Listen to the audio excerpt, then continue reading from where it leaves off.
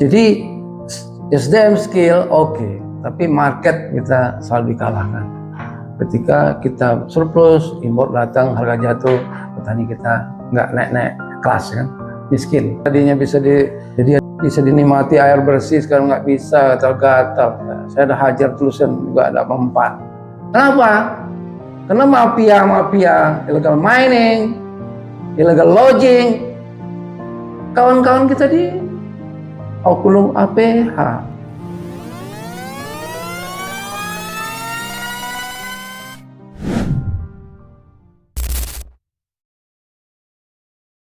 Pemirsa, jumpa kembali dengan Institut Jenderal Besar Soeharto.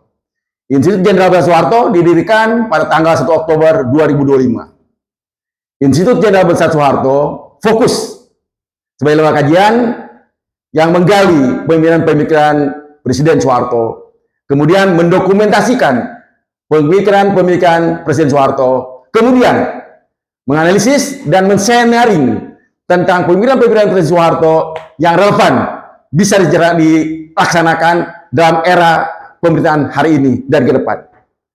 Hari ini kita kedatangan tamu seorang istimewa yang amat terpelajar, Dr. Apandi Arsyad.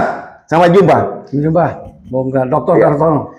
Saya ingin ngobrol dengan Pak Apandi sehubungan dengan keahliannya di bidang pertanian dan di bidang pedesaan. Tentunya Pak Apandi pernah mengalami hidup di zaman Presiden Soeharto, kemudian hidup juga di era reformasi dengan berbagai kebijakan presiden berikutnya. Saya ingin tahu tentang bagaimana Presiden Soeharto concern terhadap pedesaan, memajukan pertanian di sana. Silahkan. Ya, makasih Bung Dr. Gartono ya, sahabat saya yang terus berjuang ya untuk kebaikan ya. Kasih juga saya diundang ke sini. Ya, saya memang lulusan IPB, S1, S2, S3 ya. Kalau IPB memang akrab dengan isu pedesaan, memang pedesaan, pertanian terlebih, karena namanya IPB ya. Walaupun saya di IPB itu justru perikanan ya, tidak di pertanian tanam pangan ya. Ya. Tapi kalau bicara kerangka keilmuan ya perikanan, peternakan, masuk pertanian, perkebunan, kehutanan itu pertanian ya. Kita juga mempelajari konsep teori di IPB yang memang relatif sama juga bicara.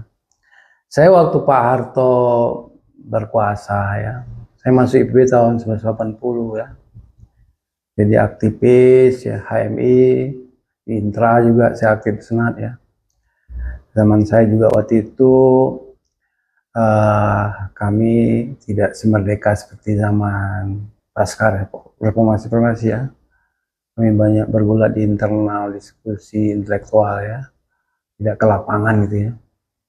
Karena zaman itu ya sedikit kalau kita terlalu lantang kritis ya itu negatif situasi yang kita alami zaman Pak Harto ya. Tapi ada hikmahnya. Saya dengan kawan-kawan saya berkesempatan untuk membaca buku literatur ya. Saya waktu itu karena nggak bisa demo ke lapang bebas dan sebagainya, prosedur berat dan sebagainya, pengawalan ketat macam-macam. Saya buat forum diskusi, forum latihan muslim intelektual, basisnya di Sempur 20 saya buat. Jadi kita bergulat baca buku, diskusi, undang tokoh-tokoh ya, yang baik yang moderat maupun yang kritis ya, untuk tukar pikiran. Jadi itu manfaatnya, sehingga kekuatan kami waktu itu memang terjadi intellectual booming ya, kemampuan intelektual kita meningkat ya. Walaupun saya juga menyadari, tidak saya menuding orang yang demo ke lapang itu tidak pakai keilmuan kan, tapi yakin porsinya memang lebih besar kita dalam berpikir ya. Kalau jadi praktisi lapangan kan nggak sempat baca ya kan ya. Nah itu plus minusnya. Teman saya memang, saya suka diskusi juga dunia pertanian, kebijakan, policy, sebagainya. Saya undang misalnya Kepala Litbang, saya ingat Faisal Kasrino ya, undang. Karena waktu itu kita sebagai orang yang di Bogor itu betulnya pertanian ya, kami banyak mengajukan pertanyaan hipotesa ya. Kenapa kok Indonesia ini lambat kemajuan pertaniannya? Gitu. Saya undang Pak Faisal waktu itu ke Polakmi ya. Dia jawab, saya ingat Pak Faisal Wasrino, Kepala Bidang Pertanian. Jadi sebetulnya keilmuan kita tuh nggak kalah, ya. Bahkan riset Israel pun kita bisa sama katanya. Tingkat produktivitas lahan padi kita tuh angka sekian, bisa skala laboratorium kan, tapi mentok skala lapangan karena demand terbatas ya. Jadi kita kali terus waktu itu. Ini salah satu diskusi kita ya yang bisa saya angkat di sini. Sebetulnya banyak isu lain kita angkat. Jadi dia jawab jujur karena integritas para pejabat kalau kita lemah. Dia lebih senang impor karena dari situ rent seeker, ada rente-rente. Ibarat orang sekarang pungli lah ya. Dan itu kebiasaan itu berlanjut terus. Saya nggak tahu sekarang Pak masih ada apa enggak ya. Itu waktu itu. Jadi disincentive policy itu muncul, barriernya adalah moral hazard daripada pengusaha dengan birokrat kita. Kita kenal korupsi, nepotisme. Itu kasus ya. Jadi itu. Jadi SDM skill oke, tapi market kita selalu dikalahkan. Ketika kita surplus, impor datang, harga jatuh, petani kita nggak naik-naik kelas kan, miskin ya. Jadi ada problem struktural di situ. Kemudian secara konsepsi zaman Pak Harto, saya menilai jujur ya, sampai saya juga mengajar mata kuliah koperasi, juga punya pertanian ya, saya pelajari kitab-kitab yang ada ya, bukunya. Zaman Pak Harto itu betul-betul desain dari pembangunan pakai saintifik. Ya, kita kenal lah pemikir-pemikir pertanian kita, saya masih punya bukunya. Robert Moser ya, apalagi itu siapa lagi tuh macam-macam, saya punya bukunya. Jadi emang arsitek kita desain planning pembangunan. Kelebihan Pak Harto adalah dia mengundang para pakar ilmuwan untuk merumuskan public policy-nya. Muncullah Impres ya, UUD, KUD, terus berkembang di desa ya. Muncullah Impres ya, dimana sekarang ada penghargaan internasional kan di Impres ini sekolah ini misalnya. Muncullah banyak hal lah ya, pedesaan. Pertanian kita juga sempat di awal Orde Baru, kita data yang saya baca itu, kita impor terbesar di dunia. Kalau nggak salah, karena dulu kita akan beras besar kan, zaman Orde Lama gagal pertaniannya, kita impor besar. Kelebihan Pak Harto bisa membalikkan. 84, 8 tahun kemudian swasembada pangan, dapat penghargaan FAO. Ya, kita bisa ekspor dan sebagainya. Ya, jadi artinya strategi pembangunan pedesaan pertanian itu on the track. Itu yang saya baca. Itu sekarang saya kuliahkan juga di mahasiswa saya. Itu positifnya ya. Nah, jadi artinya memang dua hal ini kelebihan Pak Harto dalam memanage negara, dia mau belajar pada ilmuwan-ilmuwan ahlinya ya. Rekomend timnya memang selektif ya, kapasitas kompetensi ya. Nah, maaf itu kalau itu diteruskan, Indonesia itu bisa maju ya. Tapi ada kelompokan, saya ngomong lagi, kata Pak Faisal Kasino tadi kalau dia bilang itu memang depek. Jadi kemampuan SDM kita tuh bagus ini, tapi kalah oleh tadi itu rent seeker, pemburu rente, korupsi dan sebagainya. Jadi teman-teman kita gerakan reformasi ini, budaya KKN ini tidak berhasil dihentikan, justru semakin marah. Kalau dulu katanya ada 1-2 meja, sekarang udah puluhan meja yang lalui, ya kan? Makanya illegal mining, illegal trading, ya kan? Marah sekarang. Saya orang yang paling, maaf ya, tulisan saya mungkin udah banyak lah, 2-3 buku kali mengkritik rezim pasca reformasi ini. Ya kan, uang triliun rupiah dari tambang timah, dari hutan, dari ya Allah, dari pedagang-perdagangan ya, bukannya miliaran lagi itu dulu Mbak Sri kan. Jadi memang maaf sekali lagi pasca reformasi ada inkonsistensi di situ. Kita berjuang menghapus KKN, kehilapan Pak Harto.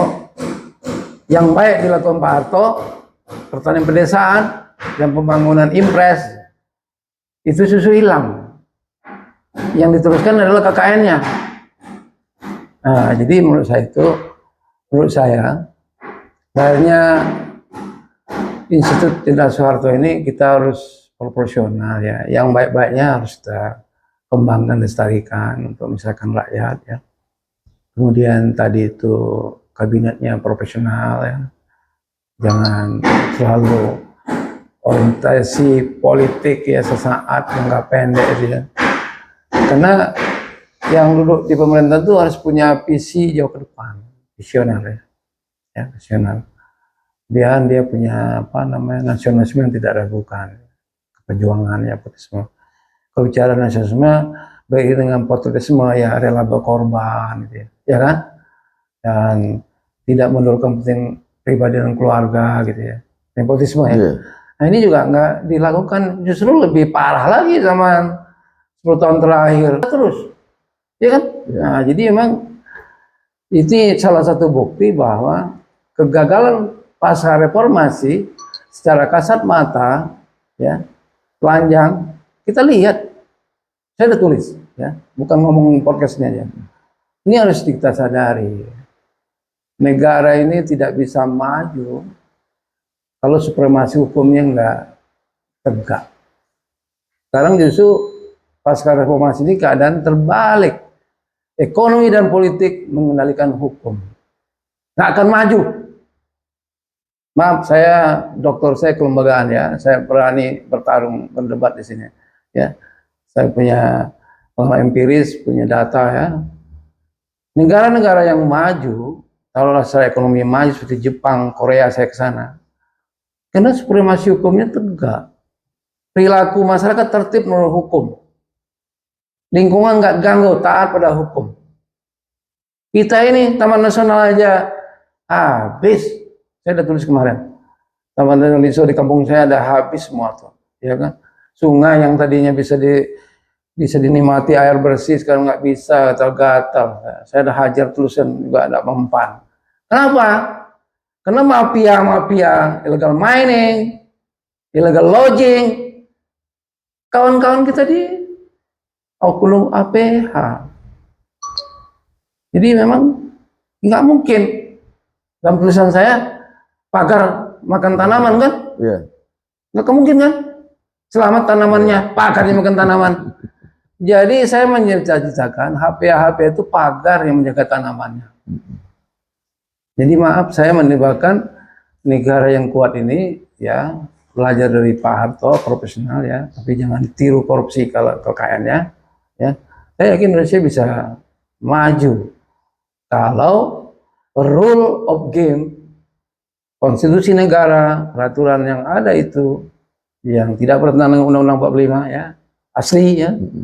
Karena saya amandemen sekarang itu udah melenceng, itu udah jauh dari jati diri bangsa. Jadi saya yakin Indonesia bisa maju karena kita punya modal. Tadi SDM kita pinter, sumber daya alam kita kaya.